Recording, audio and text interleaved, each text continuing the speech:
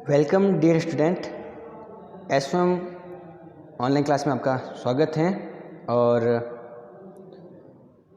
मेरे हिसाब से पिछले वीडियो में आपको काफ़ी कुछ समझ में आ गया होगा और आपको ये वीडियो भी समझ में आएगा। और मुझे विश्वास है कि आप घर पर व्यवस्थित रूप से पढ़ाई कर रहे होंगे, तो पढ़ाई करते रहिए। आपको पढ़ाई करनी है और खुद ही मेहनत करके आपको आगे बढ़ना है। लोग आपकी हेल्प कर सकते हैं, लेकिन याद तो खुद को ही करना पड़ेगा। जैसे मैं आपको चीज़ बता सकता हूँ, लेकिन याद तो आपको खुद को ही करनी पड़ेगी। खैर, हम पहले पार्ट की बात कर रहे थे। लेसन हमारा कौन सा चल रहा था? फर्स्ट। ठीक है, पार्ट का नाम मैंने बताया था दक्षिणी या दक्षिणी चित्रशैली। तो मैं लिख देता हूँ दक्षिणी चित्रशैली। इसके अंतर्गत हमने पढ़ा था विजयनगर के बारे में। तो विजयनगर की स्थापना कब व किसने हुई, ये आपको याद है? नहीं तो वीडियो को दोबारा देख सकते हो।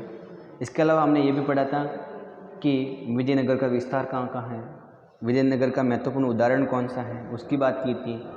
विजयनगर के अंदर जो लेपाक्षी वीरभद्र का जो मंदिर मिला था, मंदिर जो उसकी बात की थी हमने, वहाँ कौन कौन से प्रसिद्ध क्षेत्र हैं उसकी बात कर ली थी। विजयनगर के जो महत्वपूर्ण राजा हैं उसकी बात की थी। आज जो हम पढ़ेंगे बहमनी साम्राज्य के बारे में, कि बहमनी साम्राज्य क्या है। ठीक है, बहमनी साम्राज्य। अब देखो, बहमनी साम्राज्य की स्थापना कब हुई थी? 1347 ईस्वी में। किसके नाम से बहमनी साम्राज्य का नाम बहमनी पड़ा है? तो मैंने बताया था अलाउद्दीन बहमन शाह।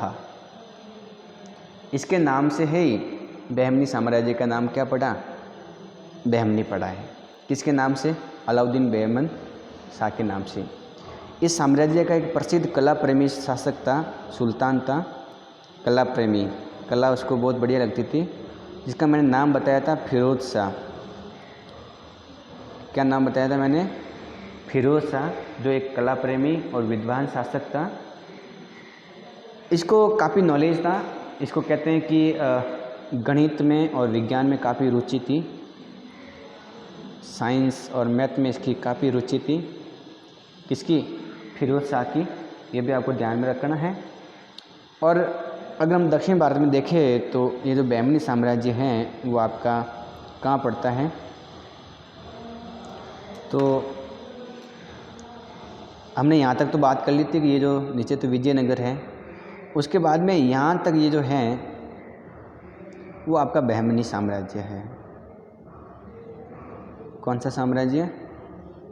बहमनी साम्राज्य। तो एक बात अपन समझ सकते हैं कि ये विजयनगर है भाई। तो जो विजयनगर और उत्तर भारत, ये दक्षिण भारत, ये उत्तर भारत। तो विजयनगर की अगर बात करें तो ये दक्षिण भारत में हो गया और बहमनी हो गया उत्तर भारत और दक्षिण भारत के बीच में। तो ऐसा माना जाता है कि जो बहमनी साम्राज्य है वो उत्तर भारत और दक्षिण भारत के बीच में एक प्रकार की कड़ी का काम करता है, एक प्रकार से पुल का या सेतु का काम करता है। सेतु यानी पुल होता है। इसका मतलब ये वहाँ की भाई, अगर उत्तर भारत से दक्षिण भारत में जाना है तो विजयनगर साम्राज्य होकर, दक्षिण भारत वालों को अगर उत्तर भारत में जाना है तो विजयनगर के साम्राज्य होकर। तो ये बीच वाला भाग है, तो दोनों के बीच में जोड़ने का काम करता है। ये बात आपको ध्यान में रखनी है, तो ये भी आप याद कर सकते हो। इसके अलावा जो बहमनी साम्राज्य है और इन राज्यों में जो कला अपन को दिखाई देती है, और यहाँ जो कला है उस कला पर ईरानी प्रभाव दिखाई देता है। कौन सा प्रभाव दिखाई देता है? ईरानी प्रभाव। और इस ईरानी प्रभाव के साथ में ये जो कला यहाँ पनपी है, उसी कला को हम कह सकते हैं कि ये दक्षिणी शैली की बात है। तो यहाँ से एक नाम आया है दक्षिणी चित्रशैली या दक्षिणी शैली। मतलब ये हुआ कि बहमनी साम्राज्य के जो राज्य हैं, इसमें अलग अलग राज्य हैं, उनकी बात करेंगे अभी। और यहाँ जो कला पनपी, उसका जो विकास हुआ, उस पर जो ईरानी प्रभाव दिखाई देता है, उस शैली को जो ईरानी प्रभाव से बनी इन राज्यों में, उस शैली को क्या कहा गया? दक्षिणी शैली कहा गया है। मेरे हिसाब से बात आपको समझ में आ गई होगी कि दक्षिणी शैली नाम कहाँ से आया है और इसको दक्षिणी शैली क्यों कहा गया है, दक्षिणी नाम क्यों पड़ा है कि दक्षिण भारत में है। इसके अलावा ईरानी प्रभाव इस दक्षिणी चित्र शैली पर दिखाई देता है, ये आपको याद करना है। अगर हम दक्षिणी चित्र शैली के एक बड़े उदाहरण की बात करें तो हमें जो विजयनगर है, इसके अलावा जो बहमनी साम्राज्य है, तो उस बहमनी साम्राज्य की एक जगह है अहमदनगर, उसकी भी बात करेंगे।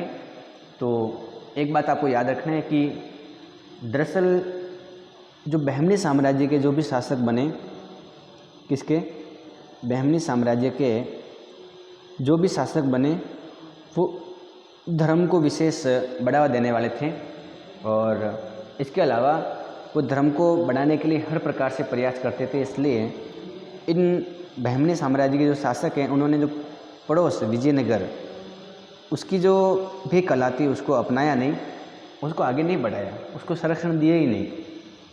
मैं ये कह रहा हूँ कि बहमनी साम्राज्य में हमको धर्म के बारे में दिखाई देता है कि वो धर्म को बढ़ावा देते थे। जो भी बहमनी साम्राज्य में सुल्तान या शासक बने, उन्होंने विजयनगर की जो शैली थी उसको अपनाया नहीं, उस पर कोई ध्यान नहीं दिया, उसको संरक्षण नहीं दिया और फिर खुद की एक शैली बन गई जिस पर ईरानी प्रभाव दिखाई देता है और वो दक्षिणी शैली बन गई है। और इस जो ये आपका बहमनी साम्राज्य है, इस बहमनी साम्राज्य ने विजयनगर पर आक्रमण कर लिया और विजयनगर को अपने अंदर में भी मिला दिया, ये आपको ध्यान रखना है। इस पर आक्रमण कर लिया और आक्रमण करने के बाद में विजयनगर इनके अंडर में आ गया और इस प्रकार से बहमनी साम्राज्य विस्तार से आगे फैलता गया और इसका साम्राज्य बढ़ता गया। लेकिन जो बहमनी साम्राज्य है उसके अंदर जो भी राजा थे वो राजा बनने के लिए सत्ता की वजह से अपने अलग अलग राज्य में वापस बट गए। तो बहमनी साम्राज्य में 5 प्रमुख केंद्र हैं, उनकी आपको बात याद रखनी चाहिए। तो 5 केंद्र कौन कौन से हैं बहमनी साम्राज्य में? तो बहमनी साम्राज्य 5 भागों में बट गया आपस में लड़ करके सत्ता के लिए। एक का नाम है अहमदनगर,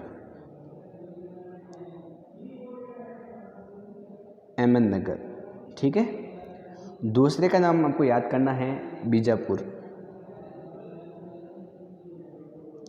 और तीसरे का जो नाम आपको याद करना है गोलकुंडा और जो 4 नंबर आपको याद करना है वो है बिरार और जो 5 नंबर आपको याद करना है बिदर। बहमनी साम्राज्य बहुत बड़ा साम्राज्य था, इसमें इतने 5 प्रमुख केंद्र थे। सत्ता की वजह से आपस में सब अलग लड़ करके अलग हो गए और विजयनगर भी को भी इन सब ने हरा दिया था। तो ये बात आपको याद करनी है। इसमें जो अहमदनगर हैं इसने इस बिरार को अपने अंडर में मिला दिया। ये जो अहमदनगर ने के सुल्तान या जो भी शासक थे उन्होंने बिरार साम्राज्य को अपने अंडर में मिला दिया और बीजापुर ने बिदर को अपने अंदर मिला दिया। ये आपको याद करना है। तो मुख्य रूप से अब कितने रह गए? 3 रह गए। वे पहले कितने थे? 5 थे। एक का नाम क्या है? अहमदनगर। 2 का नाम क्या है? बीजापुर। 3 का नाम क्या है? तीसरे का गोलकुंडा। चौथे का नाम क्या है? बिरार। और 5वें का नाम क्या है? बिदर। अब जो अहमदनगर साम्राज्य है इसने बिरार को अपने अंडर में मिला दिया, तो ये इसके अंदर मिल गया और जो बीजापुर है उसने बिदर को अपने मिला दिया अंडर में। तो अब 3 रह गए। एक तो रह गया अहमदनगर और दूसरा कौन सा रह गया? बीजापुर, बीजापुर। और तीसरा कौन सा रह गया? गोलकुंडा। ये 3 बहमनी साम्राज्य के प्रमुख केंद्र रह गए। हमें इन तीनों के बारे में विस्तार से पढ़ना है कि इन तीनों की किस प्रकार की शैलियाँ थी, किस प्रकार के अलग अलग सुल्तानों ने इस शैली को बढ़ावा दिया और इस शैली में कौन कौन से प्रसिद्ध चित्र मिलते हैं। इन 3 के बारे में हमको पढ़ना है।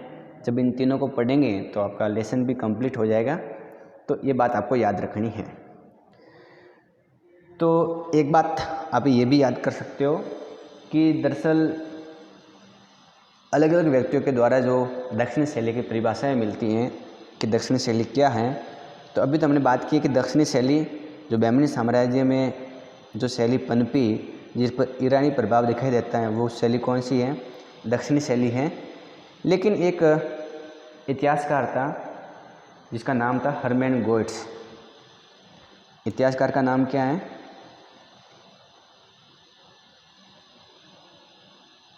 इतिहासकार का नाम है हर्मन गोइट्स। ये जो इतिहासकार है इसका कुछ अलग कहना था। इसने कहा कि जो दक्षिणी चित्र शैली है इस पर कुछ अलग प्रभाव दिखाई देता है हमको।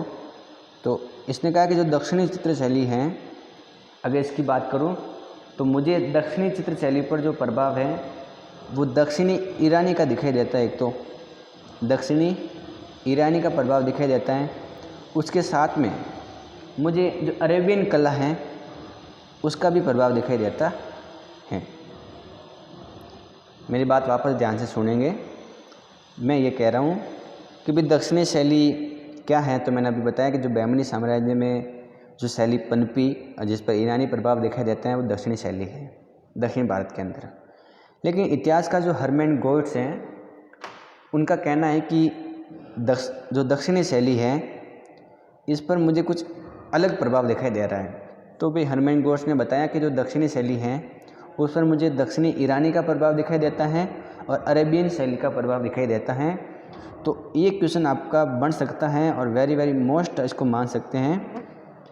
क्वेश्चन क्या बनेगा कि हर्मन गोइट्स के अनुसार दक्षिणी चित्र शैली पर किसका प्रभाव है? हर्मन गोइट्स के अनुसार दक्षिणी चित्र शैली पर किसका प्रभाव पड़ता है या दिखाई देता है?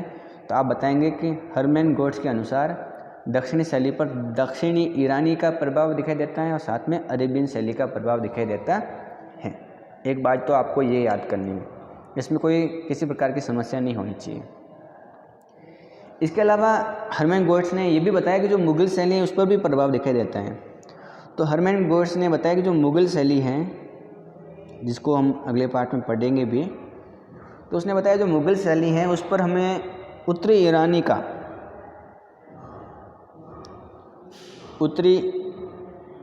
ईरानी का प्रभाव दिखाई देता है, साथ में तुर्की कला का भी प्रभाव दिखाई देता है। किसका? तुर्की कला का। तो मुग़ल शैली पर किसका प्रभाव दिखाई देता है? उत्तरी ईरानी का और तुर्की का। दक्षिणी शैली पर किसका प्रभाव दिखाई देता है? दक्षिणी ईरानी का और अरेबियन का। किसके अनुसार? हर्मन गोइट्स के अनुसार।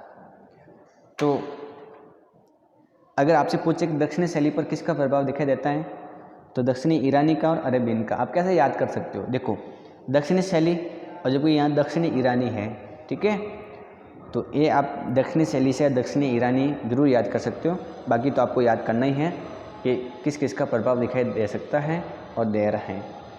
तो 2 क्वेश्चन यहाँ से बढ़ते हैं और जो 3 प्रमुख केंद्र बताए मैंने उनका नाम जरूर याद करें, अहमदनगर, बीजापुर और गोलकुंडा। तो मेरे हिसाब से ये बात आपको बिल्कुल समझ में आ गई होगी कि कौन से ये अलग अलग राज्य हैं जिसकी बात मैंने अभी की। तो फिर अपन आगे बढ़ते हैं। अब आपको आगे अहमदनगर के बारे में पढ़ना है, बीजापुर के बारे में और गोलकुंडा के बारे में पढ़ना है। तो अपन एक एक के बारे में पढ़ते हैं। सबसे पहले बात करेंगे हम अहमदनगर की।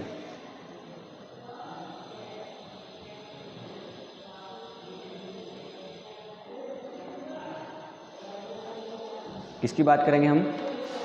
अहमदनगर की बात करेंगे कि अहमदनगर की कला पर क्या क्या प्रभाव दिखाई देता है।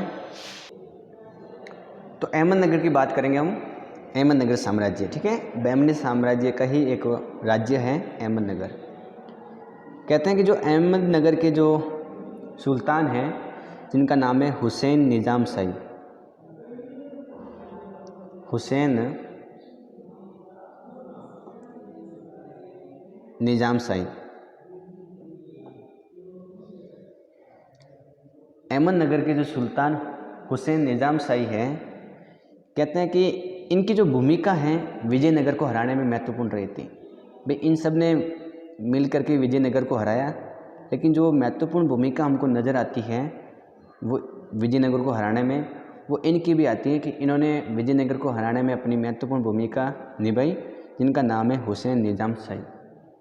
तो एक बात तो क्लियर होती है कि अहमदनगर के अंदर जिस वंश के सुल्तान बने उस वंश का नाम है निज़ाम शाही वंश। कौन सा वंश है? निज़ाम शाही वंश। तो एक क्वेश्चन बन सकता है कि निज़ाम शाही वंश किस राज्य में है, या अहमदनगर के अंदर कौन सा वंश था? निज़ाम शाही वंश था। ये बात आपको याद करनी है, तो बिल्कुल याद हो सकती है। उसके बाद आपको याद करना है कि जो हुसैन निज़ाम शाही हैं, उनकी जब मृत्यु हो गई तो उनका बेटा क्या बनेगा? सुल्तान बनेगा, लेकिन उनकी उम्र कम थी।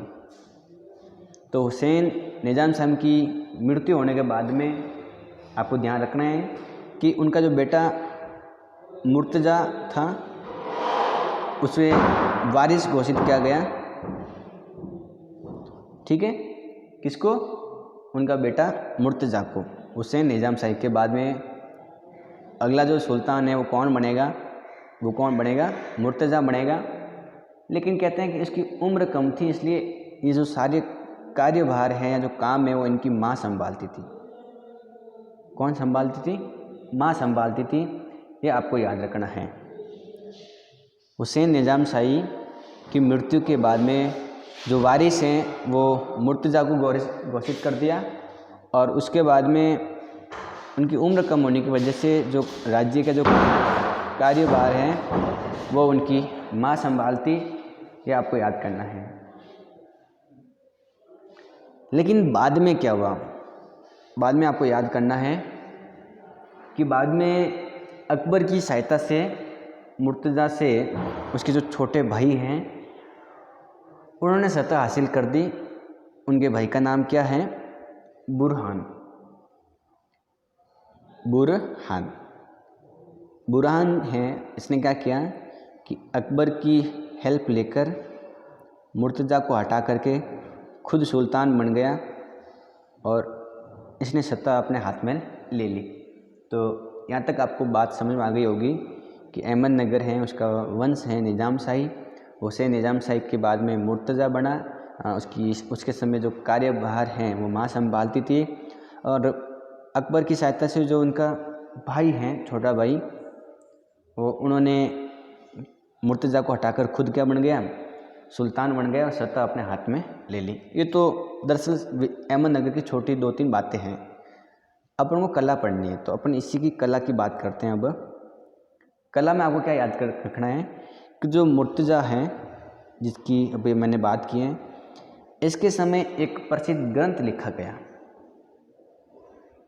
एक ग्रंथ लिखा गया और उस ग्रंथ का चित्रण हुआ, और उस ग्रंथ का नाम हमेशा एग्जाम में आता है। उस ग्रंथ का नाम ज़रूर याद करना है आपको। उस ग्रंथ का नाम है तारीख ए हुसैन शाही।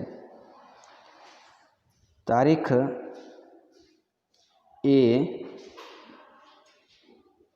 हुसैन शाही। तो आपके एग्ज़ाम में जो क्वेश्चन बन सकता है कि तारीख ए हुसैन शाही नामक जो ग्रंथ है वो किस शैली का है? पहला क्वेश्चन तो ये बन सकता है। या तारीख ए हुसैन शाही किसके समय लिखा गया है? तो आपको बताना है मुर्तज़ा के समय लिखा गया है। तारीख ए हुसैन शाही किस राज्य से जुड़ा हुआ है? तो अहमदनगर आपको नाम में याद रखना है। या आपके एग्जाम में क्वेश्चन आ जाए कि दक्षिणी चित्र शैली के अंतर्गत किसी एक ग्रंथ का नाम लिखो जिसका चित्रण हुआ है, तो तारीख ए हुसैन शाही का नाम आपको याद करना है।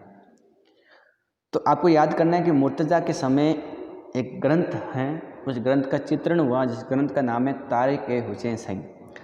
ग्रंथ का चित्रण का मतलब ये होता है कि ये ग्रंथ लिखा हुआ था, इसमें जो बातें लिखी उनके चित्र बनाए गए हैं। जैसे रामायण चीज़ है, रामायण एक ग्रंथ है, ठीक है।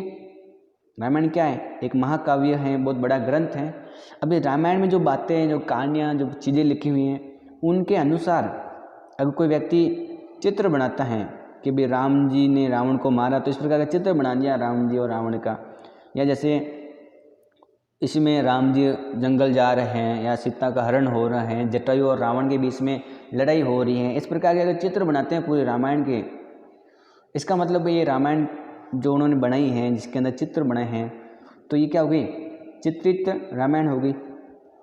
इस ग्रंथ का क्या हो गया?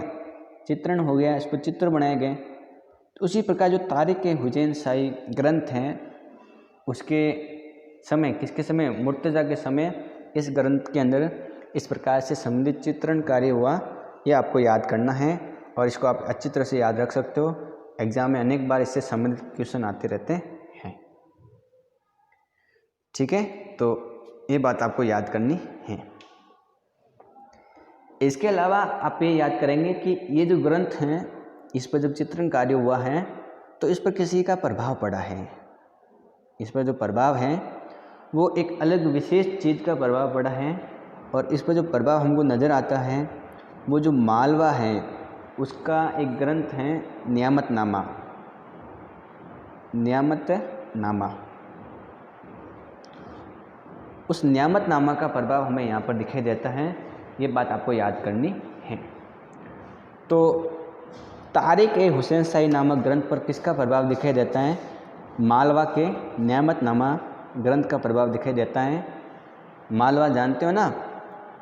मालवा ये जो एमपी है, मध्य प्रदेश, उसके कुछ भाग, इन सारे ये जो एमपी का जो भाग है, जिसको दरअसल उस समय मालवा कहा जाता, तो उसका जो एक ग्रंथ है नियामतनामा, उसका प्रभाव हुसैन या तारिक हुसैन शाही नामक ग्रंथ पर प्रभाव दिखाई देता है। तो क्वेश्चन क्या बढ़ सकता है? तारिक हुसैन शाही नामक ग्रंथ पर किसका प्रभाव दिखाई देता है? तो मालवा के नियामतनामा का प्रभाव दिखाई देता है। अब ये जो ग्रंथ हैं, जो जिस ग्रंथ पर चित्रण कार्य हुआ है, तो इस ग्रंथ के अंतर्गत आपको याद रखना है कि किस प्रकार से इस ग्रंथ में चित्र बने हैं, चित्रों की क्या कंडीशन है। तो उसकी बात कर लेते हैं कि इस ग्रंथ में जो चित्र बने हैं, जो पेंटिंग बनी है, वो किसकी बनी है? तो इसमें जो हुसैन निज़ाम शाही है, हुसैन निज़ाम शाही की बात मैंने अभी यहाँ की है, उनके विवाह के दृश्यों से संबंधित चित्र बने हैं। ये जो ग्रंथ हैं तारिक हुसैन शाही, इसमें जो हुसैन शाही हैं उनके जो विवाह से जुड़ी हुई चीज़ें हैं, उनके चित्र बने हैं। तो विवाह दृश्य इसमें दिखाई देते हैं, विवाह के दृश्य इसमें दिखाई देते हैं। ठीक है, तो विवाह में किस प्रकार नारियाँ गीत गाती हैं, गिर फूल वगैरह, या पेड़ों पर दीपक जलाना है, इकट्ठे होना, इस प्रकार के नारियों के यहाँ पर चित्र दिखाई देते हैं। ठीक है, आपकी किताब अगर आपके पास में है तो किताब के अंदर चित्र दिया हुआ भी है। अगर आप किताब को देखेंगे तो चित्र दिया हुआ है, तारिक हुसैन शाही नामक चित्र का एक दृश्य दिया हुआ है, उसको आप देख सकते हो। ठीक है, इसके अलावा जब इन चित्रों को देखते हैं तो हमको इन चित्रों की जो वेशभूषा है, जो नारियाँ, उनकी जो वेशभूषा है, पहनावा है, वो जो कपड़ा है, वो उत्तरी भारत का नज़र आता है। तो उत्तर भारत का पहनावा हमें यहाँ दिखाई देता है इस चित्र के अंदर, ये आपको ध्यान रखना है। तारिक हुसैन शाही जो ग्रंथ हैं उस पर जो चित्रण कार्य हुआ है, और उसमें जो हुसैन शाही के विवाह के दृश्य बने हैं, जिसमें नारियों के चित्र बने हैं, तो उनकी जो ड्रेस हैं, वो ड्रेसों के अंदर जो पहनावा या कपड़ा है, वो उत्तरी भारत का या उत्तर भारत का नज़र आता है। ये आपको ध्यान में रखनी है। ठीक है, तो ये बात आप याद रखेंगे। इसके अलावा और भी ऐसे अलग अलग चित्र बनाए गए हैं। एक चित्रावली बनाई, चित्रावली, एक क्या बनाई? चित्रावली। और चित्रावली का मतलब होता है कि चित्रों की पंक्तियाँ क्रम से चित्र बनाए बहुत सारे। और ये जो चित्रावली बनाई है वो रागमाला की बनाई है। किसकी बनी है? रागमाला की। तो इस अहमदनगर के अंदर रागमाला की चित्रावली भी बनाई है। रागमाला ऐसे ग्रंथ हैं जिसके अंदर अलग अलग रागों की बात की गई है, अलग अलग लोग संगीत के साथ में राग गा रहे हैं। तो उनकी जो चित्रावली हुई है, चित्रावली मतलब चित्रों की पंक्तियाँ हुई हैं, अलग अलग चित्र लाइन से बनाए हैं क्रम से, उस चित्रावली जो रागमाला की मैंने बात की, इसमें एक चित्र प्रसिद्ध है, बहुत प्रसिद्ध चित्र हैं, और ये चित्र का नाम तो आपको याद करना है, और जो प्रसिद्ध चित्र है उसका नाम है राग हिंडोल। राग हिंडोल, क्या नाम बताया मैंने? राग हिंडोल। तो एक क्वेश्चन तो ये बन सकता है कि जो रागमाला चित्रावली हैं वो अहमदनगर से तो है ही है, और इसका जो प्रसिद्ध चित्र है वो कौन सा है? राग हिंडोल। ये बात आपको याद रखनी है, इसमें कोई समस्या नहीं होनी चाहिए। अब अपन को पढ़ना है कि अहमदनगर के अंदर जो हमको चित्र मिले हैं, जो चित्रित ग्रंथ मिले हैं, उनकी क्या क्या विशेषता है, उनकी विशेषता की बात करनी है हमको। तो यहाँ के जो चित्र हैं उन चित्रों की विशेषताएं हम पढ़ेंगे, कौन कौन सी विशेषताएं हमको नज़र आती हैं, और वो आपको याद करनी है। आपके एग्ज़ाम में 1 नंबर या आधा नंबर का क्वेश्चन आ सकता है कि अहमदनगर की चित्र शैली की विशेषता लिखिए या चित्रों की विशेषता लिखिए, तो आपको याद करना है। सबसे बड़ी जो पहली विशेषता इसमें दिखाई देती है कि यहाँ जो चित्र बने हैं उन सभी चित्र के अंदर जो क्षितिज बनाया है वो ऊंचा और गोलाकार बनाया है। जो क्षितिज है वो कैसा बनाया है? एक तो ऊंचा और वह गोलाकार बनाया है। ठीक है, मतलब मैं ये कह रहा हूँ कि इसकी विशेषता के अंदर आपको ये याद रखना है कि जो क्षितिज बनाया है वो ऊंचा और गोलाकार बनाया है। मतलब जैसे इस प्रकार का चित्र बनाया मान लो, ठीक है, इसमें ये क्षितिज जैसे ऊंचा बनाया है और गोलाकार बनाया है। क्षितिज का मतलब समझते हो ना? वह स्थान जहाँ से आसमान और धरती एक नज़र आए, धरती का मिला हुआ स्थान, जहाँ पर धरती ख़त्म हो रही है, आसमान नीचे है, दूर से अपन को नज़र आता है इस प्रकार से। तो ये जो भाग हैं, ऊपर वाला आसमान, ये धरती, ये क्या है? धरती, ठीक है, ये आसमान या आकाश, इसके बीच का जो भाग है वो क्या है? क्षितिज। तो अहमदनगर के अंदर जो भी चित्र बने, जिसके अंदर हमने राग हिंडोल की बात किए हैं, हमने हुसैन शाही के अंतर्गत जो विवाह दृश्य बने उनकी बात की हैं, तो इन्होंने जो ये क्षितिज बनाया है ये कैसा बनाया है? एक तो ऊंचा बनाया है और ऐसे गोलाकार बनाए हैं। भाई क्षितिज तो ऐसे भी बन सकते हैं ना, सीधा, लेकिन सीधा नहीं बनाया। कैसा बनाया? गोलाकार, और यहाँ नहीं बनाया उन्होंने, नीचे नहीं बनाया, बहुत ऊंचा बनाए हैं। ठीक है, तो ये बात आपको याद में रखनी है और ध्यान में रखनी है। तो पहली विशेषता मेरे हिसाब से आपको समझ में आ गई होगी। दूसरी विशेषता आपको यहाँ देखना है। दूसरी विशेषता यह है कि जब बाद में इस पर मुग़ल का प्रभाव पड़ा, मुग़ल कला का, तो जो कलर हैं उस कलर में कुछ परिवर्तन हुआ, और इस कलर के द्वारा जो कलर पहले अलग होते थे, अब जो कलर हैं वो चमकदार कलर यूज होने लग गए थे। किस प्रकार के? चमकदार कलर यूज होते जा रहे थे। तो दूसरी बात आपको याद करनी है कि मुगलिया प्रभाव की वजह से चमकदार कलर का प्रयोग विशेषकर होने लग गया। आसमान है वो अब सुनहरी आसमान बनाने लग गए, हल्के सोने कलर जैसी। और इसके अलावा प्रकृति का भी यहाँ पर अलंकरण दिखाई देता है, तो अलंकृत प्रकृति भी उन्होंने बनाई है। 3 चीज़ें आपको याद करनी है। पहली चीज़ मैंने बताई अभी आपको विशेषता के द्वारा। पहली विशेषता आप याद करेंगे कि ऊंचा गोलाकार क्षितिज बनाया। 2 नंबर, मुगलिया प्रभाव के कारण से चमकदार और रंगों का प्रयोग, आसमान सुनहरी या आसमान जो है वो सुनहरी कलर से या सुनहरा बनाया गया। और इसके अलावा अलंकृत प्रकृति का प्रयोग किया गया। तो मेरे हिसाब से ये भी आपको बात समझ में आ गई होगी कि किस प्रकार से अहमदनगर के अंतर्गत आपको बात याद करनी है। तो एक बार अहमदनगर को दोबारा देखेंगे। अहमदनगर के अंदर जो वंश था वो था हुसैन निज़ाम शाही वंश था, यहाँ का जो शासक या सुल्तान था हुसैन निज़ाम शाही, इसने विजयनगर को हराने में महत्वपूर्ण भूमिका निभाई। हुसैन निज़ाम शाही की मृत्यु के बाद में जो वारिस है वो मुर्तज़ा को घोषित किया गया। उम्र कम होने की वजह से इनकी माँ काम संभालती थी। बाद में बुरहान ने अकबर की सहायता से खुद सत्ता अपने हाथ में ले ली। तो ये तो हो गई सामान्य। कला की बात करें तो मुर्तज़ा के समय तारीख़ हुसैन शाही नामक ग्रंथ चित्रित किया गया और इस पर नियामत नामा ग्रंथ का प्रभाव दिखाई देता है मालवा के। ठीक है, इसके अलावा जो हुसैन निज़ाम शाही है उसमें जो दृश्य हैं वो विवाह के दृश्य हैं, इसमें नारियों के चित्र दिखाई देते हैं और जो नारियां हैं उनकी जो ड्रेस है उत्तर भारतीय ड्रेस दिखाई देती हैं। इसके अलावा जो अहमदनगर है उसमें जो रागमाला की चित्रावली हमको नज़र आती है। अच्छा, रागमाला का जो प्रसिद्ध चित्र है राग हिंडोल, वो आपको याद करना है, आपके एग्ज़ाम के अंदर क्वेश्चन आ सकता है।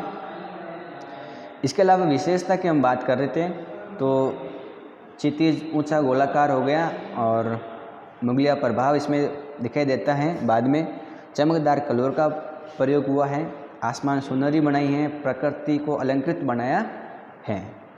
तो इस प्रकार से हमने आज अहमदनगर के बारे में पढ़ा है और अहमदनगर की बात हमने पूरी कर ली है। और इससे अगर क्वेश्चन बनता है तो 3-4 क्वेश्चन बड़े महत्वपूर्ण हैं। ग्रंथ का नाम याद करना है, किसका प्रभाव पड़ा है, कौन सा वंश है, विशेषता बड़ी महत्वपूर्ण होती है कि इसकी कौन कौन सी विशेषता है। ठीक है, और आप रागमाला चित्रावली का भी नाम याद कर सकते हो, इसमें किसी प्रकार की कोई समस्या नहीं है। और अगर आपको समझ में नहीं आया है, वैसे मैंने आराम से व्यवस्थित और धीरे धीरे बताया है, तो भी अगर आपको ये टॉपिक समझ में नहीं आया है तो इस वीडियो को एक बार में भी दोबारा एक बार देखेंगे आप, दूसरी बार, उसके बाद फिर ऐसे करके आप 3-4 बार देखेंगे तो मेरे हिसाब से बिल्कुल समझ में आ जाएगा। और अगर आपने ध्यान से देखा